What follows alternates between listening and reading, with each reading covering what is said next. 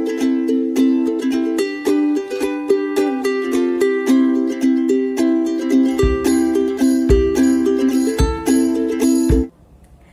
Students, आज हम पढ़ेंगे class +1 chapter 3 classification of element and periodicity in properties से आयनाइजेशन एंथैल्पी। ठीक है, variation of ionization enthalpy along period और अ ग्रुप। अगर आपने अभी तक चैनल को लाइक, सब्सक्राइब और शेयर नहीं करा है तो आप इसको जल्दी से करिए। तो आज का हमारा टॉपिक है variation of ionization enthalpy along period और अ ग्रुप। तो सबसे पहले क्वेश्चन आता है, व्हाट इज आयनाइजेशन एंथैल्पी। ठीक है, आयनाइजेशन एंथैल्पी क्या होती है? Energy required to remove most loosely bounded electron from outermost shell of an isolated gaseous atom। ठीक है, यानी कि हमारे पास एक गैसेस एटम है, उसमें से हमें क्या करना है, उसकी आउटरमोस्ट शेल से इलेक्ट्रॉन निकालना है। तो उस इलेक्ट्रॉन निकालने के लिए हमें जो एनर्जी चाहिएगी उसको हम क्या कहेंगे? आयनाइजेशन एनर्जी और आयनाइजेशन एंथैल्पी एक ही बात है। आयनाइजेशन एनर्जी भी लिख सकते हैं यहाँ पर, आयनाइजेशन एंथैल्पी भी लिख सकते हैं। ठीक है, इसको हम किससे रिप्रेजेंट कर सकते हैं? डेल्टा एच आई से, डेल्टा आई एच पहले लिख लो या फिर आई ई। ठीक है, एक ही बात रहेगी, इसको हम ऐसे रिप्रेजेंट कर सकते हैं। तो आयनाइजेशन एनर्जी क्या होगी? जो एनर्जी हमें चाहिए आउटरमोस्ट शेल में से इलेक्ट्रॉन को रिमूव करने के लिए, उसको हम कहेंगे आयनाइजेशन एनर्जी। अगर हमें पहले इलेक्ट्रॉन को रिमूव करना है, ठीक है, ये आइसोलेटेड गैसेस एटम हो गए, यहाँ से इलेक्ट्रॉन को रिमूव करना है हमें। ठीक है, तो इसको क्या कहेंगे? फर्स्ट आयनाइजेशन एंथैल्पी है, first ionization energy. Second ionization energy क्या रहेगी? Energy required to remove the second most loosely bounded electron. इसका सेकंड जो इलेक्ट्रॉन है उसको रिमूव करने के लिए जो एनर्जी चाहिएगी उसको हम IU2 कहेंगे। जैसे कि ये लगा लो कि ये हमारे पास कोई गैसेस एटम है, ये इसकी ऑर्बिट्स है, हम यहीं पे ड्रॉ करके देख लेते हैं। ठीक है, तो इसके अंदर अगर हम इलेक्ट्रॉन फिल करते हैं, इसके अंदर इलेक्ट्रॉन फिल कर देते हैं, चलो हम यहाँ फिल कर देते हैं इलेक्ट्रॉन, यहाँ 2 फिल कर दिए, आउटर मोस्ट शेल में फिल कर दिए हमने। मान लो आउटर मोस्ट शेल के अंदर इसके अंदर 4 इलेक्ट्रॉन है। ठीक है, आउटर मोस्ट शेल के अंदर 4 इलेक्ट्रॉन है। अगर जब हमें इनको रिमूव करना पड़ेगा तो हम मान लो इन 4 चारों में से कोई भी एक इलेक्ट्रॉन रिमूव करेंगे। ठीक है, तो उसको क्या कहेंगे? इसको रिमूव करने के लिए जो एनर्जी चाहिए उसको क्या कहेंगे? फर्स्ट आयनाइजेशन एनर्जी या फिर फर्स्ट आयनाइजेशन एंथैल्पी। अगर ये इलेक्ट्रॉन रिमूव हो जाता है, ये इलेक्ट्रॉन रिमूव हो जाता है, इसके बाद कोई सेकंड इलेक्ट्रॉन उसको रिमूव करने के लिए जो एनर्जी चाहिए उसको हम कहेंगे सेकंड आयनाइजेशन एनर्जी या फिर सेकंड आयनाइजेशन एंथैल्पी। और थर्ड को रिमूव करने के लिए हमें क्या चाहिए? थर्ड आयनाइजेशन एनर्जी और third ionization enthalpy. The energy required to remove the third most loosely bounded electron. ठीक है, यानी कि थर्ड इलेक्ट्रॉन को हमने यहाँ पर रिमूव किया है। तो energy is always required to remove electron from an atom and hence ionization enthalpies are always positive. ठीक है, हमारे पास जो आयनाइजेशन एंथैल्पीज की वैल्यू होगी यहाँ पर वो क्या रहेगी? पॉजिटिव रहेगी, क्योंकि हमें जब भी इलेक्ट्रॉन रिमूव करना है, देखो वहां पर कोई कुछ ना कुछ बॉन्डिंग है। यहाँ पर जो अगर हम इस इलेक्ट्रॉन में देखते हैं, न्यूक्लियस और इलेक्ट्रॉन के बीच में बॉन्डिंग है। ठीक है, न्यूक्लियस के इलेक्ट्रॉन के बीच में बॉन्डिंग है, इनके बीच में फोर्स ऑफ अट्रैक्शन है, इफेक्टिव न्यूक्लियर चार्ज इनके बीच में एग्जिस्ट करता है। अगर हमें आउटरमोस्ट इलेक्ट्रॉन को रिमूव करना है, इसका मतलब क्या है? उस बॉन्डिंग को हमें वहां से हटाना पड़ेगा। अगर उस बॉन्ड को हमें ब्रेक करना पड़ेगा, उस फोर्स ऑफ अट्रैक्शन को ब्रेक करना पड़ेगा, इसके लिए हमें वहां एनर्जी सप्लाई करनी पड़ेगी। जब यहाँ पर हम कोई फोर्स लगाएंगे तभी क्या होगा? वो ब्रेक होगा, तभी वो फोर्स ऑफ अट्रैक्शन क्या हो जाएगा? उसका ब्रेक डाउन हो जाएगा और हम उस इलेक्ट्रॉन को रिमूव कर पाएंगे। तो हम एनर्जी क्या कर रहे हैं? यहाँ पर सप्लाई कर रहे हैं, इसलिए जो एनर्जी होती है, गिवन एनर्जी हमेशा पॉजिटिव फॉर्म में नहीं रहती, इसलिए यहाँ पर आयनाइजेशन एंथैल्पी क्या रहेगी? ऑलवेज पॉजिटिव वैल्यू रहेगी। और एक बात और है, यहाँ पर जो सेकेंड आयनाइजेशन एनर्जी है वो हाइयर रहती है देन द फर्स्ट। क्यों है? अब हमने क्या किया? जब हमने इलेक्ट्रॉन को रिमूव किया, यहाँ पर हमारे पास न्यूक्लियस थी, हमने क्या किया? पिछले वाला एग्जांपल ही ले लेते हैं। जैसे कि इसमें से हम इलेक्ट्रॉन को रिमूव कर रहे थे। ठीक है, तो हमने यहाँ पर इलेक्ट्रॉन को रिमूव कर दिया, एक हमारे पास 3 इलेक्ट्रॉन बच गया। ठीक है, आउटरमोस्ट शेल के अंदर 3 इलेक्ट्रॉन बच गए हैं। तो इसके बाद क्या आ जाता है? 3 इलेक्ट्रॉन बचने के बाद एक इलेक्ट्रॉन लूज करने का मतलब क्या है? कैटायन बन गया, इसके बाद पॉजिटिव चार्ज आ गया। पॉजिटिव चार्ज का मतलब क्या है? कि इसके पास पॉजिटिव चार्ज की वैल्यू नेगेटिव चार्ज से इंक्रीज होगी। इससे पहले ये न्यूट्रल था। अगर पॉजिटिव चार्ज की वैल्यू इंक्रीज हो गई तो जो आउटर मोस्ट शेल है, यानी न्यूक्लियर चार्ज इंक्रीज हो गया, न्यूक्लियर चार्ज इंक्रीज होने का मतलब क्या है, ये फोर्स ऑफ अट्रैक्शन क्या हो जाएगा और इंक्रीज हो जाएगा। तो फोर्स ऑफ अट्रैक्शन इंक्रीज हो जाएगा तो हमें हायर एनर्जी देनी पड़ेगी टू रिमूव द इलेक्ट्रॉन। ठीक है, तो यहाँ से क्या आ जाता है कि अगर हम यहाँ पर एक इलेक्ट्रॉन को रिमूव कर देते हैं तो हमारे पास फोर्स ऑफ अट्रैक्शन जो है सेकंड इलेक्ट्रॉन के लिए वो इंक्रीज हो जाता है, इसलिए हमें हायर एनर्जी देनी पड़ती है। अगर हम 2 इलेक्ट्रॉन्स को रिमूव करेंगे तो हमारे पास क्या आएगा, फोर्स ऑफ अट्रैक्शन और भी ज्यादा इंक्रीज हो जाएगा, इसलिए थर्ड इलेक्ट्रॉन को रिमूव करने के लिए हमें और भी हायर एनर्जी देनी पड़ेगी। इसलिए क्या है, IE3 की वैल्यू क्या रहेगी, ग्रेटर रहेगी देन IE2 रहेगी। I1 means third ionization energy is greater than second और second ionization energy is greater than first. तो ये जो फर्स्ट सेकंड ये सब क्या है, सक्सेसिव आयनाइजेशन एंथैल्पीज हैं।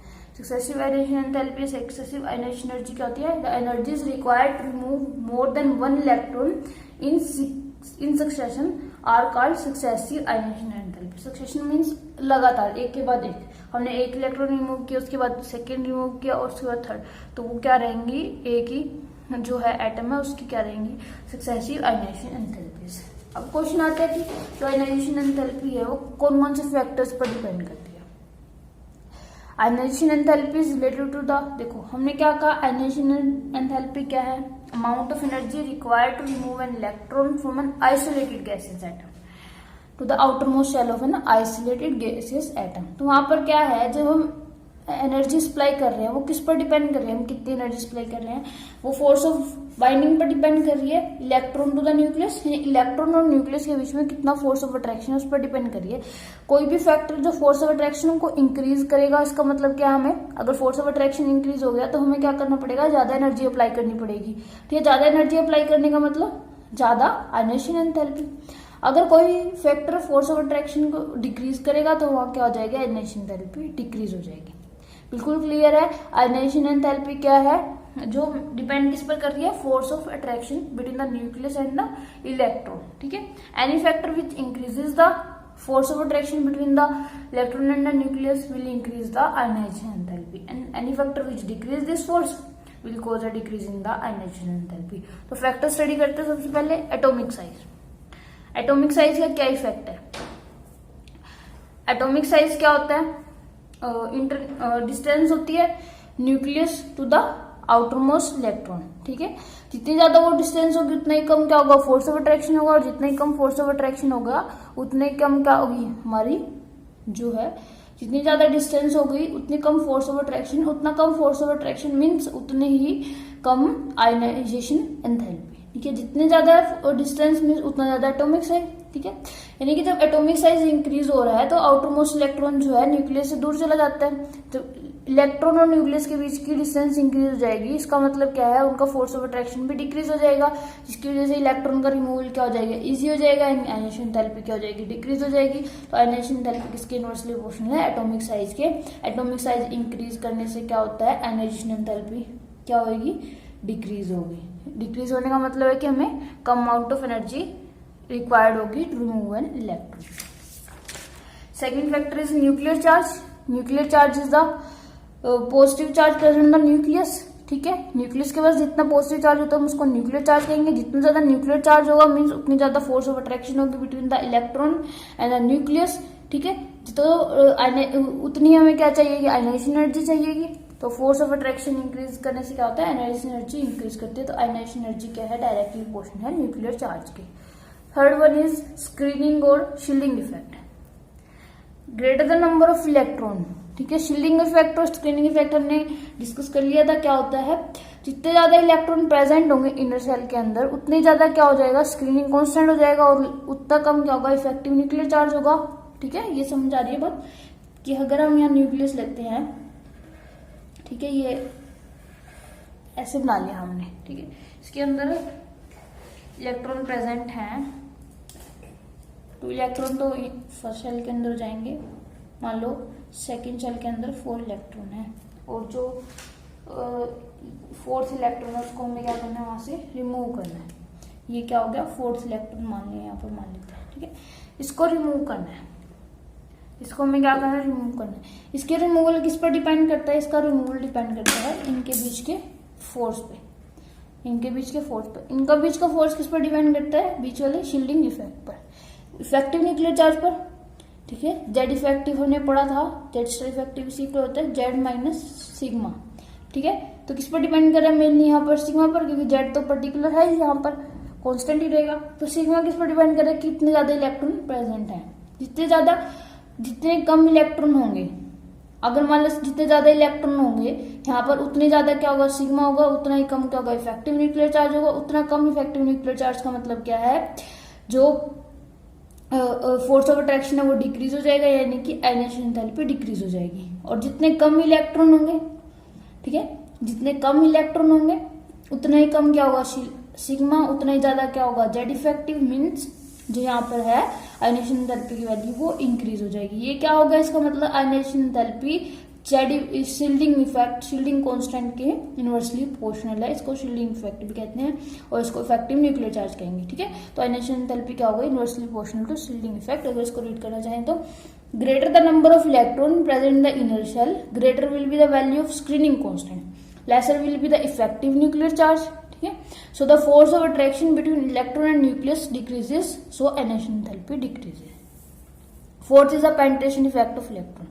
पेनिट्रेशन इफेक्ट क्या होता है, पेनिट्रेशन इफेक्ट एक तरह से क्या होता है कि the probability of electron coming closer to the nucleus in their motion around the nucleus is called penetration effect. Penetration effect का मतलब है कि जो न्यूक्लियस है वो जो ऑर्बिटल है, ठीक है, इलेक्ट्रॉन्स प्रेजेंट है ऑर्बिटल के अंदर, वो न्यूक्लियस की तरफ कितनी जल्दी अट्रैक्ट होती है, कितनी क्लोजली उसके रहती है, ये उसको पेनिट्रेशन इफेक्ट कहेंगे। और एस का ज्यादा होता है, पी से पी का ज्यादा होता है, डी से डी का ज्यादा होता है, ठीक है। जितना ज्यादा पेनिट्रेशन इफेक्ट होगा उतनी ज्यादा क्या होगी, डिस्टेंस कम होगी इलेक्ट्रॉन की और न्यूक्लियस के बीच में, यानी उतनी ज्यादा फोर्स ऑफ अट्रैक्शन होगी और उतनी ज्यादा हमें क्या करनी पड़ेगी, आयनाइजेशन एंथैल्पी अप्लाई करनी पड़ेगी। जो हमारा फिफ्थ फैक्टर है वो क्या है, सिमेट्री ऑफ इलेक्ट्रॉनिक कॉन्फ़िगरेशन।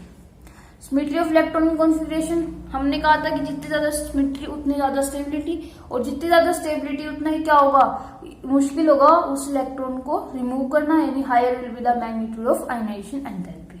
अब वेरिएशन देखते हैं हम, variation of ionization enthalpy along a period. Along a period हमें पता है अलोंग अ पीरियड क्या हो रहा है, अगर हम एक डायरेक्ट रिलेशन देखें हमें पता है कि along a period size decrease हो रहा है। एज साइज डिक्रीजेस हमें पता है आयनाइजेशन एंथैल्पी क्या होती है, आयनाइजेशन एंथैल्पी क्या होती है, साइज डिक्रीज होने से आयनाइजेशन एंथैल्पी इंक्रीज होती है। इसका मतलब क्या होता है कि आयनाइजेशन एंथैल्पी इंक्रीज होनी चाहिए, ये तो डायरेक्ट रिलेशन है। फिर भी अगर हम इसके कंसेप्ट को समझना चाहिए कि वो इंक्रीज क्यों हो रही है, उसके बैकग्राउंड में क्या फैक्टर है, उसके बैकग्राउंड में फैक्टर है न्यूक्लियर चार्ज। हमें पता है न्यूक्लियर चार्ज इंक्रीज होने से आयनाइजेशन एंथैल्पी इंक्रीज होती है, ठीक है।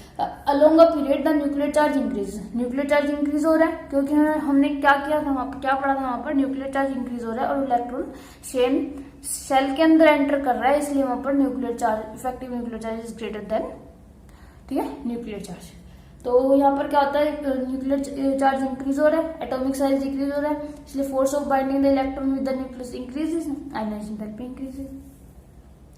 जब हम लेफ्ट टू राइट मूव करते हैं तो आयनाइजेशन एंथैल्पी क्या करेगी, इंक्रीज करेगी। बट कुछ एक्सेप्शन देखी गई, जब लेफ्ट टू राइट मूव किया गया ये पाया गया कि बेरिलियम जो वो पहले आता है बोरोन से, बट उसकी आयनाइजेशन एंथैल्पी ज्यादा है as compare to boron. Why, ठीक है, ये डायरेक्ट क्वेश्चन आता है यहाँ से, इंपॉर्टेंट है ये क्वेश्चन, डायरेक्ट बनता है एग्जाम के अंदर। Why ionization enthalpy of beryllium is more than that of boron, और इजी है, पर दोनों की इलेक्ट्रॉनिक कॉन्फ़िगरेशन लिखनी है और वहां से स्टडी करना है। इलेक्ट्रॉनिक कॉन्फ़िगरेशन हमने पढ़ा था कि जो हाफ फील्ड और फुल फील्ड इलेक्ट्रॉनिक कॉन्फ़िगरेशन होती है वो ज्यादा स्टेबल होती है as compare to partial filled, ठीक है। जब हम बेरिलियम की इलेक्ट्रॉनिक कॉन्फ़िगरेशन लिखते हैं उसके पास 4 इलेक्ट्रॉन होते हैं, 1s2 2s2 होती है, और बोरोन की होती है 1s2 2s2 2p1, ठीक। अगर हमें इन दोनों में से एक एक इलेक्ट्रॉन रिमूव करना है तो बेरिलियम की इलेक्ट्रॉनिक कॉन्फ़िगरेशन क्या है, हाफ फुल फील्ड है, और एक इलेक्ट्रॉन रिमूव करने के लिए हमें फुल फील्ड में से एक इलेक्ट्रॉन रिमूव करना पड़ेगा, जबकि बेरिलियम की क्या है, पार्शियल फील्ड है। अगर हम एक इलेक्ट्रॉन रिमूव कर लेते हैं, यानी बी पॉजिटिव बना देते हैं, बी पॉजिटिव बना देते हैं, तो इसकी क्या हो जाएगी, इसकी जो इलेक्ट्रॉनिक कॉन्फ़िगरेशन है वो क्या हो जाएगी, हाफ फुल फील्ड हो जाएगी, ठीक है। ये क्या हो जाएगी, फुल फील्ड हो जाएगी, और ये क्या होती है, ज्यादा स्टेबल होती है as compare to partially filled. यानी कि एक इलेक्ट्रॉन रिमूव करने के बाद ये यहाँ से यहाँ, ठीक है, लेस स्टेबल से मोर स्टेबल में जा रहा है, ठीक है।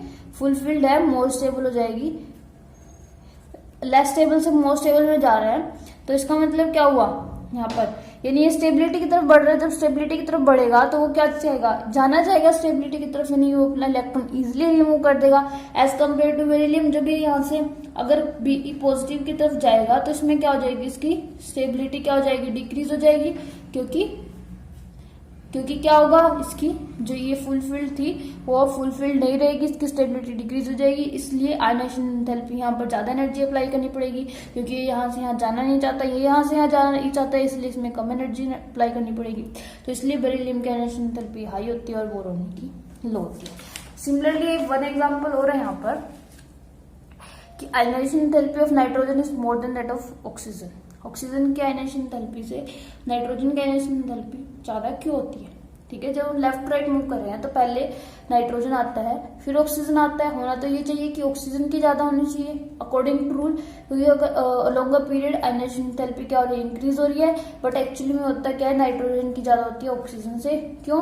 सेम रीजन है, क्योंकि नाइट्रोजन पहले से ही हाफ फिल्ड है और ऑक्सीजन पार्शली फिल्ड है। जब इसमें से एक इलेक्ट्रॉन रिमूव कर देंगे तो ये हाफ फिल्ड बन जाएगा, यानी लेस स्टेबल से मोर स्टेबल बन जाएगा, और हर चीज लेस स्टेबिलिटी से स्टेबिलिटी की तरफ, मोर स्टेबिलिटी की तरफ जाना चाहती है। इसलिए यहाँ से ये अपना इलेक्ट्रॉन रिमूव करना चाहेगा। जब ये अपना इलेक्ट्रॉन रिमूव करना चाहेगा तो इसको हमें लेस एनर्जी अप्लाई करनी पड़ेगी। बट अगर हम यहाँ पे क्या करते हैं, इसके इलेक्ट्रॉन रिमूव करवाना है तो हमें क्या करना पड़ेगा, इसकी स्टेबिलिटी से अनस्टेबिलिटी की तरफ जा रहा है, यानी लेस स्टेबिलिटी की तरफ जा रहा है, पार्शली फिल्ड हो जाएगा हाफ फिल्ड से, यानी सिमेट्रिकल से अनसिमेट्रिकल की तरफ जाएगा। तो ये अपना इलेक्ट्रॉन रिमूव करना नहीं चाहेगा, इसलिए हमें यहाँ पर ज्यादा एनर्जी अप्लाई करनी पड़ेगी और यहाँ पर कम एनर्जी अप्लाई करनी पड़ेगी। अब नेक्स्ट है variation of ionization enthalpy down a group. हमें पता है जब हम डाउन द ग्रुप मूव करते हैं साइज क्या होता है, इंक्रीज होता है। साइज इंक्रीज होने का मतलब क्या है, वहां पर आयनाइजेशन एंथैल्पी क्या हो रहेगी, डिक्रीज करेगी। Along the group ionization enthalpy क्या करेगी, डिक्रीज करेगी। अब और एग्जांपल देख लेते हैं कि ionization enthalpy of an element decrease on moving top to bottom on the any group. ठीक है, डिक्रीज किस वजह से है, क्योंकि क्या हो रहा है, साइज इंक्रीज हो रहा है, नंबर ऑफ सेल इंक्रीज हो रहे हैं। जब नंबर ऑफ सेल इंक्रीज हो रहे हैं तो डिस्टेंस क्या होगी, न्यूक्लियस की इलेक्ट्रॉन से इंक्रीज हो जाएगी। As distance between the nucleus and electron increases, force of attraction decreases, so less energy we have to apply to remove electron. So ionization enthalpy decreases. और there is also an increase in the magnitude of screening effect भी increase हो रहा है। और दोनों ही factor क्या कर रहे हैं, स्टेबिलिटी जो है, यानी जो आउटर मोस्ट इलेक्ट्रॉन है उसको रिमूव करने के लिए हमें कम एनर्जी चाहिए, फोर्स ऑफ अट्रैक्शन को डिक्रीज कर रहे हैं। ठीक है, इसलिए क्या आयनाइजेशन एंथैल्पी को डिक्रीज कर दिया from top to bottom in a group. Thank you. अगर आपको वीडियो अच्छी लगे तो लाइक एंड सब्सक्राइब जरूर करें।